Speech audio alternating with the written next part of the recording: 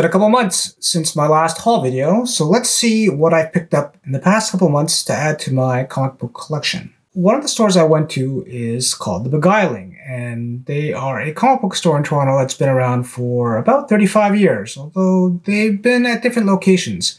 Their current location is kind of downtown, and it's a great location, and it's large and spacious, and they have a ton of stuff. And they have a very interesting, diverse selection of comic books, everything from Japan, Europe, as well as your standard North American stuff. And they had a sale where they put out these $5 boxes. Now, these are boxes they would normally price at $5 or more, but because they've had so much, they put them out in bulk, and if you bought more, they were cheaper. So if you bought more than 25, they were $3 each. So let's take a look at what I bought from that store. This is a copy of Adventure 426. It's in pretty nice shape, probably a little bit better than an 8. It's the second issue where they changed format. And can kind of be kind of tough to find in this kind of condition. This is a copy of Weird Worlds #1. Actually, I have a lot of DC 70s #1s, but this is one that I've been missing for a while, and I can never find it in nice condition. But this time it was in the cheapie bin for $3. So you know what? Happy to add this to the collection. This was a really happy find. This is a copy of Emergency #1, and it was a comic book series based on the TV series in the 1970s. Has a wonderful cover by Joe Staten, and it has some interior artwork by John Byrne. So some of his earliest work he did for Charlton, and he did the inside artwork for this. So it's a little beat up. I mean, it's a mid-grade copy, but still a pretty tough book, and something I don't see very often, and happy to get this for $3. This was purely a nostalgia buy, Machine Man #1, with really great artwork by Barry Windsor Smith. And it came out in 1984 as a 4-issue limited series, and it takes place in the future. And I used to have this set a long time ago. I don't know what I did with it or what happened to it, but, happy to get the first issue again and look through it. But a really wonderful miniseries if you ever get a chance to take a look at it. Fantastic Four #281. This one's got a little bit of heat lately just because it is the first cover appearance of Malice. That's Sue Storm, the Invisible Girl. Her first appearance is actually the previous issue of this. Captain America #269, and this is the first appearance of Team America. Possibly one of the worst comic books published by Marvel in the 1980s.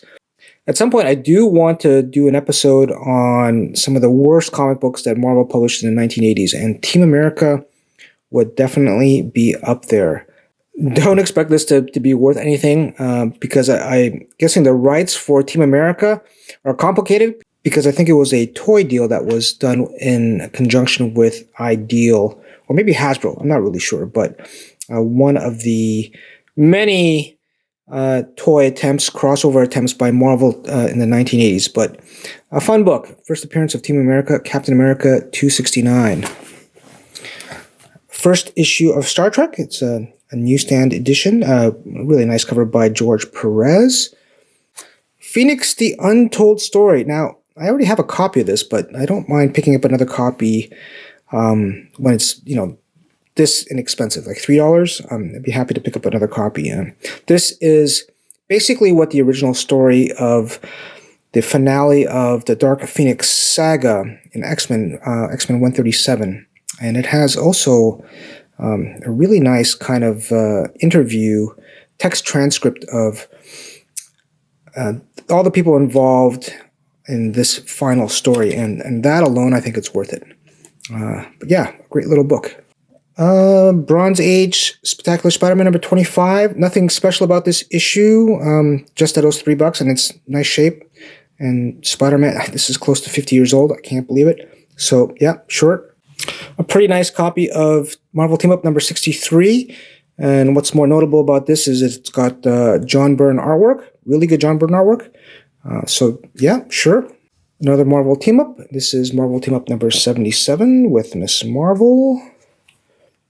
I was really happy to find this in the $3 bin. And this is the finale of Sin City by Frank Miller. This is Dark Horse Presents number 62. I normally don't look out for this kind of stuff, but when it was there, it's like, sure, I'll pick it up. Frank Miller's Sin City are really great. I guess it's what you would call like a noir crime story. Certainly worth checking out if you've never read it.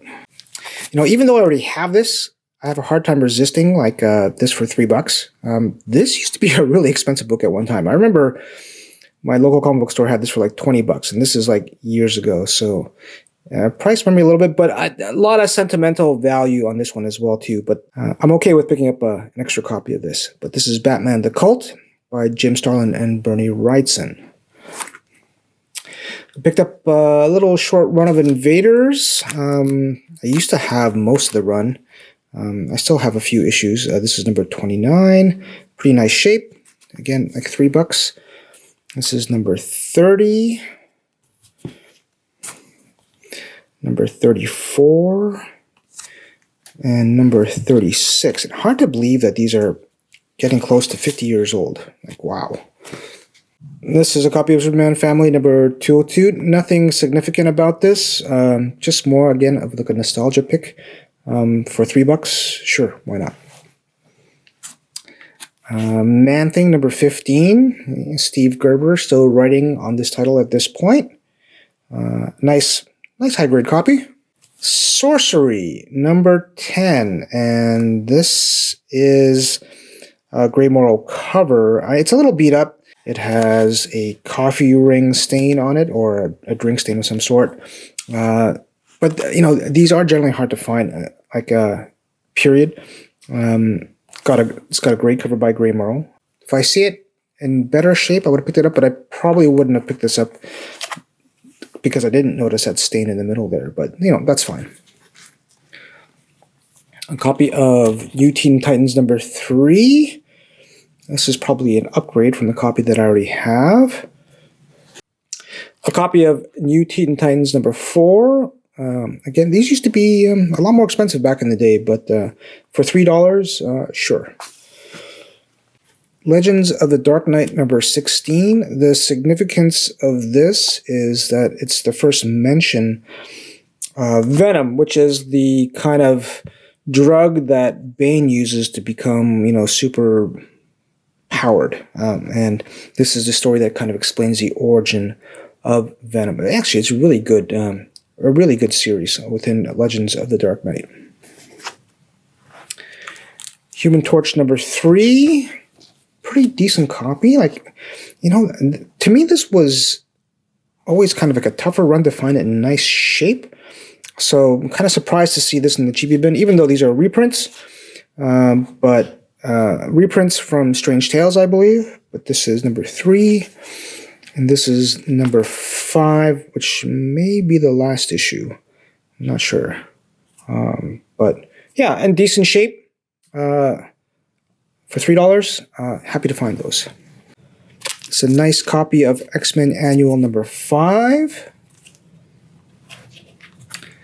A pretty nice copy of Captain America 187. Nothing special about this, but nice shape.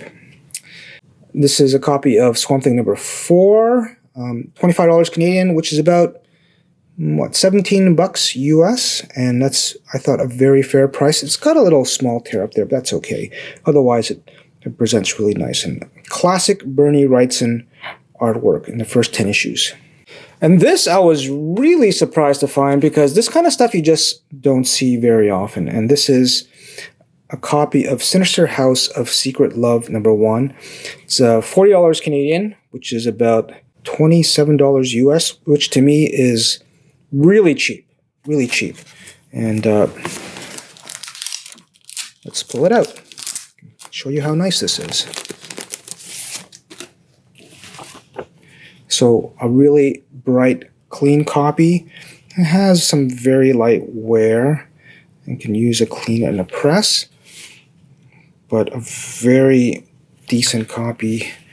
And these are honestly very tough to find in this kind of grade. This kind of gothic romance that was, very short-lived in the 1970s for DC, published in 1971, but extremely happy to find this. And to me, the price, very good, very cheap. I got to the sale a little late. They had advertised the sale on Instagram, and, I was there maybe 3-4 days after. And when I talked to one of the salespeople there, they had sold like 5-6 of these long boxes already. So I missed out on a lot of good stuff.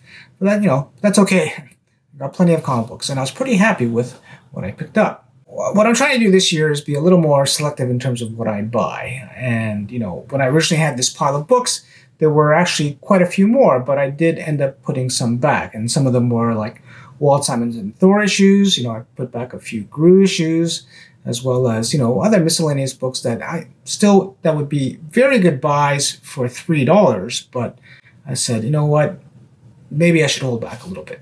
They're going to continue with this sale for a little bit longer. I'm not sure how long when, but at this point, they only have like 5 or 6 boxes left. But they may reduce the prices even a little bit further. So I also received a few AOKs in the mail, and, I want to thank these people who sent me these comic books. One from Frank. He sent me a few books, and some of these were as a result from my top 100 list on books that I haven't read.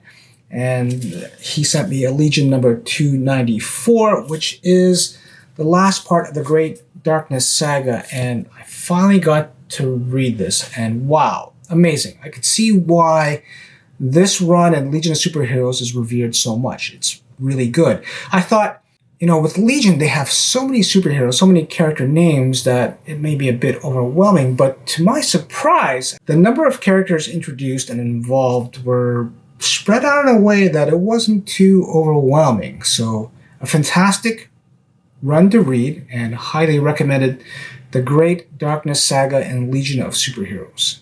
Frank also sent me Blackest Night. This was an 8-issue series written by Jeff Johns, Ivan Reyes, Claire Albert, and also excellent. Honestly, the artwork by Ivan Reyes, I hope I'm pronouncing that name correctly, amazing. It's a bit overwhelming, I thought, with all the different Green Lanterns. I haven't read too many modern comic books, so this was certainly a bit of a departure for me, as well as the reintroduction of Barry Allen and Hal Jordan, although I understand, they've been reintroduced before.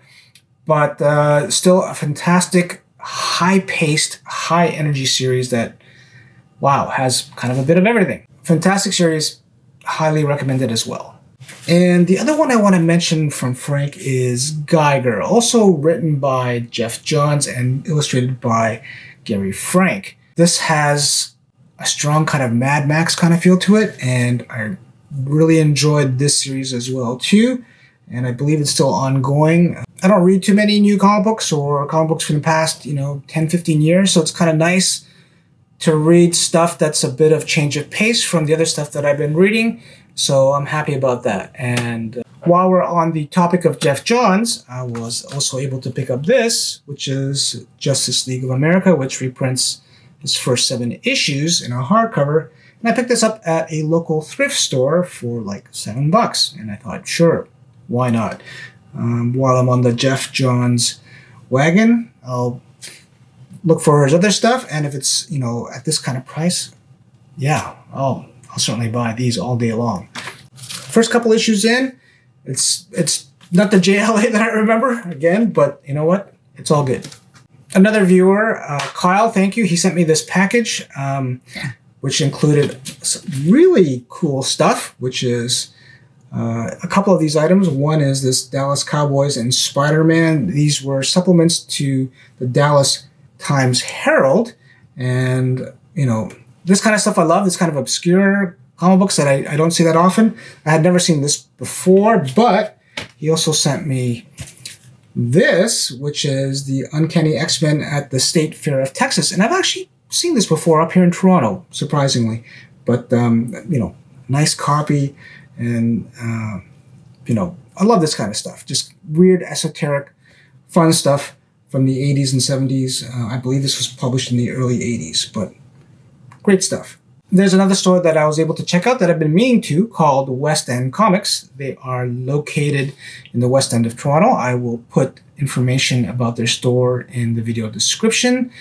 It's a great little store, and I was able to find a couple great gems in that store to my surprise. One is this, and this may be my favorite comic book of all time, and it's The Death of Captain Marvel, and this is actually a first print, something that I've been looking for a long time, and the price was pretty good. It was about $45 Canadian, which is about, maybe $30 US, which is a great deal. It's in fantastic condition. I have a third print already, but it's nice having the first print of one of the comic books you like the most. So very happy to get this. This, which barely fits on the screen, is Nostalgia Press's reprints of EC comic books published in around 1970.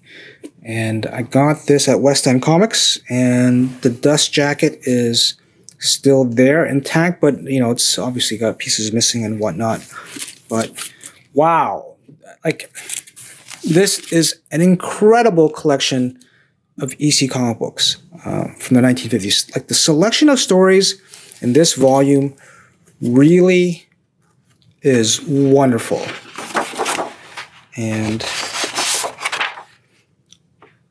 you can find this online on eBay, and it's generally not too expensive, but I highly recommend it as the sampling of EC books in this volume is truly incredible. So stories like Carrion Death by Reed Crandall, there's a Wally Wood story in here, Came the Dawn, which is also fantastic.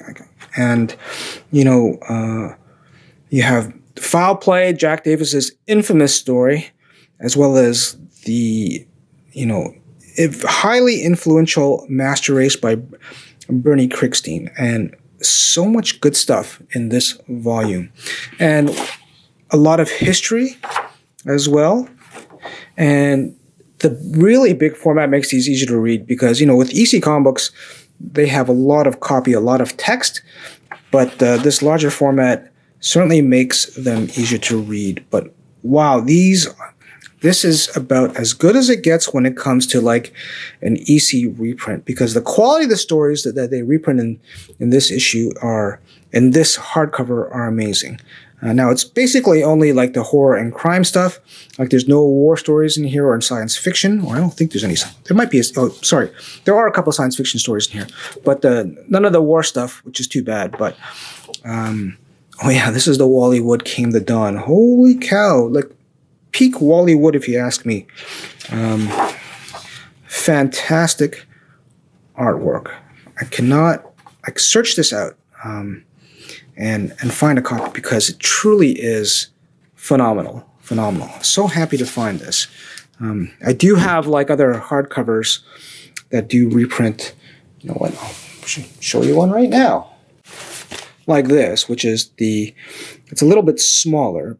But this also does a wonderful job reprinting the EC books. But really happy to find this, and a wonderful compilation of different EC stories from the 1950s. Oh, and this was about $110 Canadian, which is $70 US. So a really good deal. I do these haul videos once every couple of months because, I kind of want to give other people an idea of what I like to buy, what I'm reading, what's interesting, and what I kind of look out for.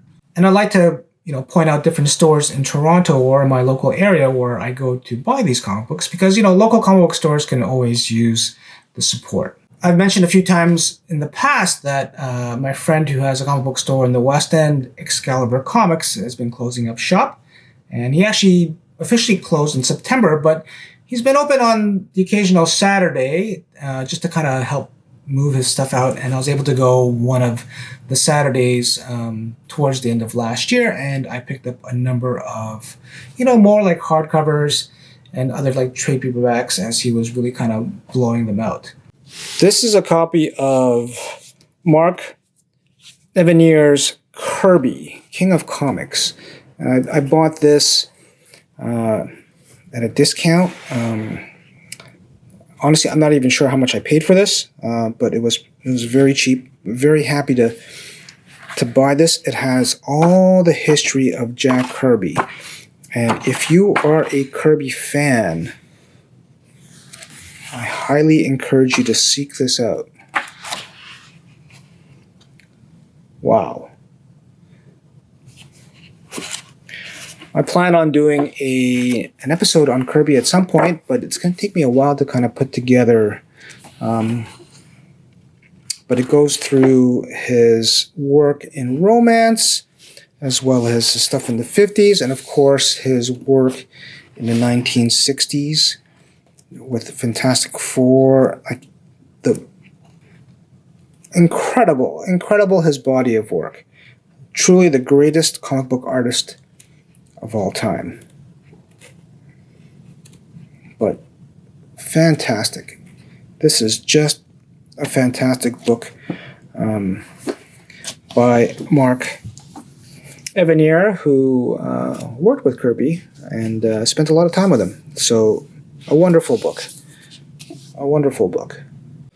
I was able to pick up a few hardcovers, masterworks from Golden Age, like these timely Golden Age books. This reprints Marvel Mystery number 5 and 8. And I do find that it's not always easy to kind of read these, but still, this was essentially like $10, which is phenomenal. You know, just to have this as reference material, and at this price, you can't beat it. But these hardcover Marvel Masterworks are great, and you know, a lot cheaper than owning the originals. I also wanted to show a few of these Platinum Age comic books that I picked up, and I did an episode on these recently, and these books some of these are over 100 years old. This is published originally in 1922, so it's 102 years old. And the price on these were really cheap, I thought. They were under $40 each. And this is Mutt and Jeff. Sorry for the glare there. This is the first issue of Bringing Up Father. Another issue of Bringing Up Father. This is issue number 14. They call it series number 14. 1928. This is an issue of Mutt and Jeff number 9, published in 1924. Again, these are not in the greatest condition, but you know, it's hard to expect a nice condition for something that's like 100 years old. But the historical value of these are great. Another issue of Bringing Up Father. This is issue number 6. And one more Bringing Up Father. This is issue number 5. Again, cheap, under $40 each. And I just think these are wonderful additions to my comic book collection. To look through these, it's kind of like looking back through history. Certainly the language, the humor is a bit different, but a lot of fun. There you go. Some Platinum Age comic books that I picked up. I thought I would also spend some time answering some Q&A in this video that I've received over the past few months. You know, questions I thought were kind of interesting that are worth kind of repeating. You know, I try to answer all questions that are sent to me through comments. But I thought some of these would be worth, you know, mentioning again in this video.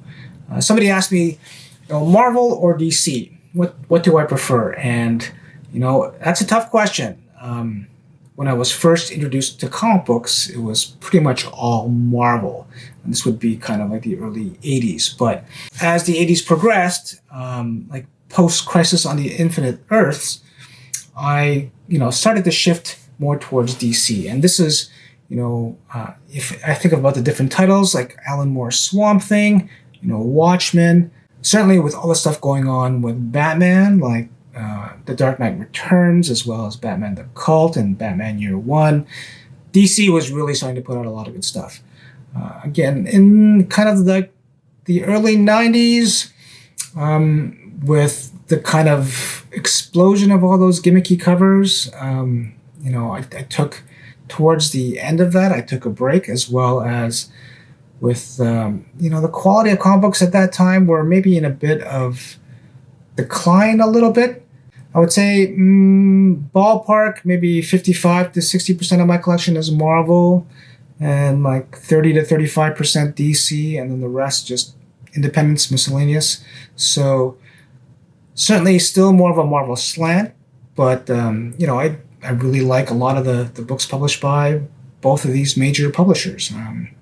It certainly seems to be shifting now. I don't have a really good read in terms of what are popular titles now. It seems like, the Ultimate line in Marvel is doing well, as the Absolute line in DC is doing well. And I hope they succeed and bring new readers to comic books. But, it's kind of a weird time in comic books right now. I get a fair number of requests from people about doing upcoming videos. One for like Nick Cardy. I'd love to do one on Nick Cardy. I don't have a lot of Nick Cardy stuff. And the information about him is a little sparse, but I would like to do one on him at some point. Certainly one on Mike Ploog as well. I do have a fair number of Mike Ploog comic books, and I do like his work. Somebody's also asked me to do like a 1980s Superman video, like a follow-up to my 1970s one. I'm not so familiar with the pre-John Byrne Superman, but I'd like to do one on Superman at some point. Certainly the John Byrne stuff, because I think that's worth doing a video on. There's a lot of 1970s videos I want to do, specifically on Marvel titles, the early Bronze Age stuff. The female heroine titles, like Shanna the She-Devil, the Cat, those are kind of interesting, as well as other artist videos. I want to do one on Jack Kirby, although that's going to be a challenging one to do, but 100% worth doing.